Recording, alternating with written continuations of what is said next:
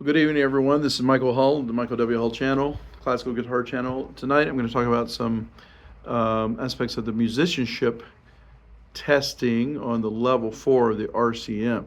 And I'd like to start with intervals. Now, your parents are free to record any of this during our lesson times as well. This is just some practical help for you. One of very many resources, but just me talking to you. You know, it's a low-key situation. We're not interacting in a lesson. I can just play some stuff for you. You can play it back as much as you want. So the intervals we choose from here, we have to identify. You don't have to sing them, you just have to identify them. The examiner will play each interval in melodic form, meaning one after the other. They could play ascending and descending, though. So they could play either ascending and descending, and you'll need to listen to the interval very carefully. And the intervals are minor third, major third, perfect fourth, perfect fifth, and perfect octave. Call them by those names. When you're playing something with two different notes, we're not talking about triad chords here, not chords, just notes. So you are specifically identifying the interval. Again, minor third, major third, perfect fourth, perfect fifth, and perfect octave. Melodic form means that they're played one after the other, like the notes in a melody. They'll play that for you one time. So you need to have a really good ear and listen carefully. Be very attentive. So let me play a few, and then I'll show you more how to practice them on your instrument as well. So we can identify the sound of some of these rhythms through tunes, of course. I think basic musicianship, you can do that through scales, you can do it through playing, or just listening to a sibling play on a keyboard, or me in a lesson digitally. There's all kinds of ways. But now, so before I play testing and hide my guitar from you, let's talk about a minor third, sounding like, looking like and sounding like, well, looking like A to C on the guitar, third string to the second string. We can also move that up. So that's minor third. Sounds like the beginning of Green Sleeves. Green Sleeves starts out in a minor third. To make a major third, I can just move my third finger over to C sharp. So I've got A and C sharp on third and second strings. Oh, when the saints, so when the saints go marching in starts with a major third. Now I can change my fingering a little, make it easier, to the perfect fourth, A to D. Here comes the bride. Now it's almost summertime, so I'm not going to use "We wish you a Merry Christmas." Again, they may play the interval descending. You have to listen for that too.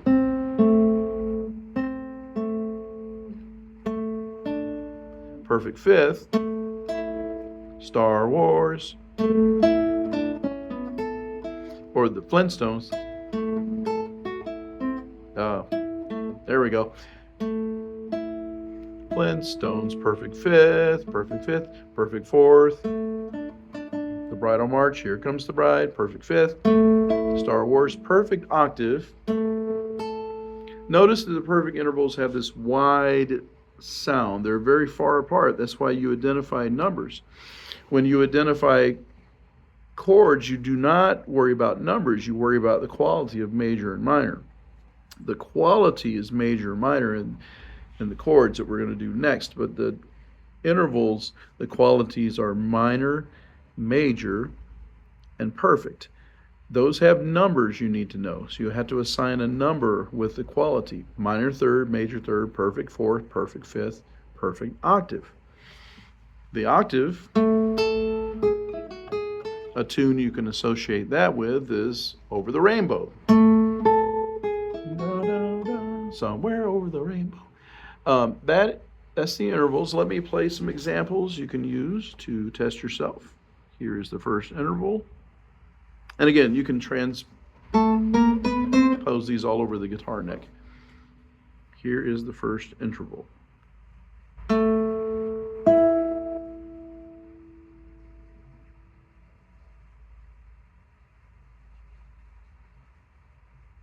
The second one.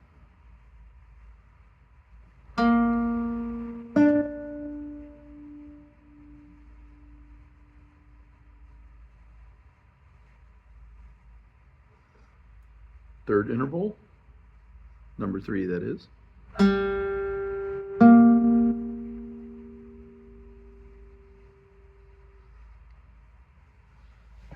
Here is another.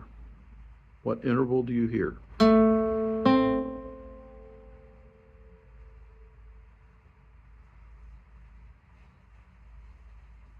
And another.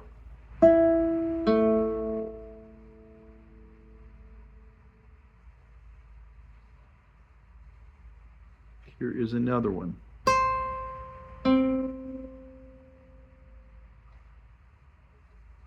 So those are the intervals.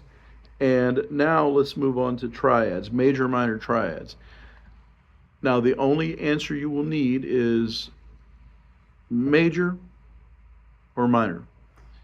All the notes, all the chords that are played are in blocked solid form, meaning they're played together. They're played together as a harmony. And the examiner will play the chord one time. You play one time, so be attentive and listen. So solid blocked root position, meaning the lowest note is the name of the chord, where C major, G minor, whatever.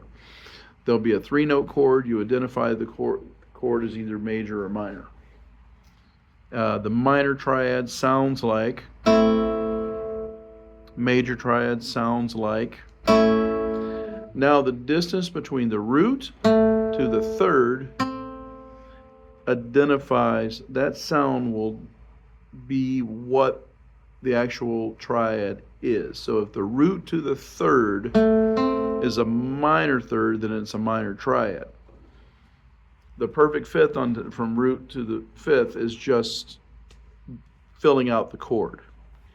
All right, so that is important, but it's really the root to the third that identifies the chord. When you play a major third and a major triad, that's what makes it a major triad. You have a root, major third, fifth.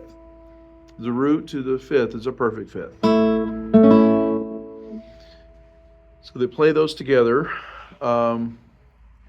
Major triad, minor triads. Let's do a few. Here's the first one. What triad do you hear, major or minor?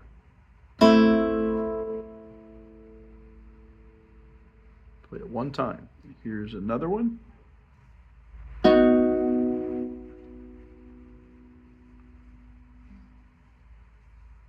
And another.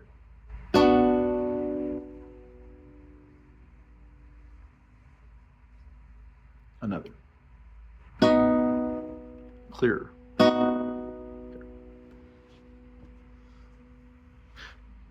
Let's hear a few more.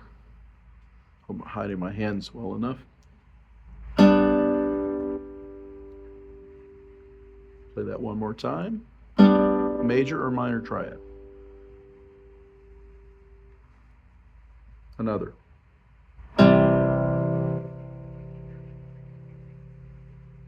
Yet another.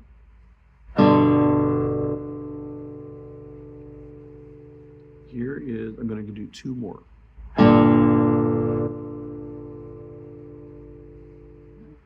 The last one, major or minor triad?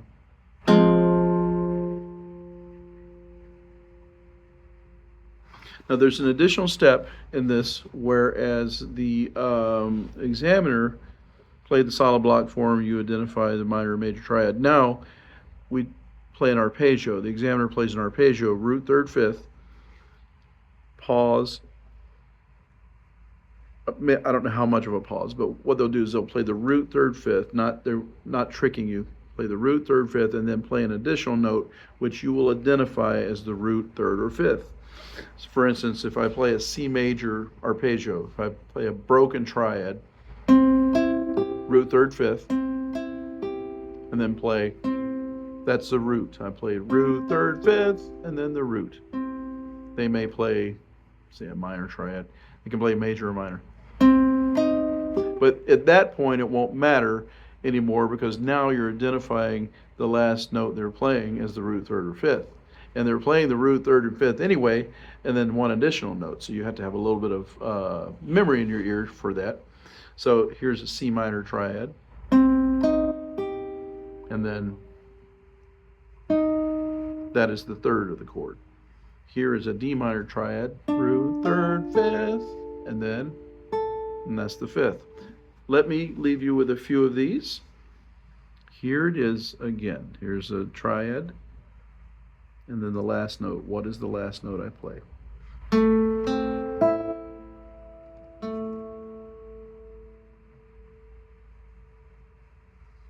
Root, third, or fifth.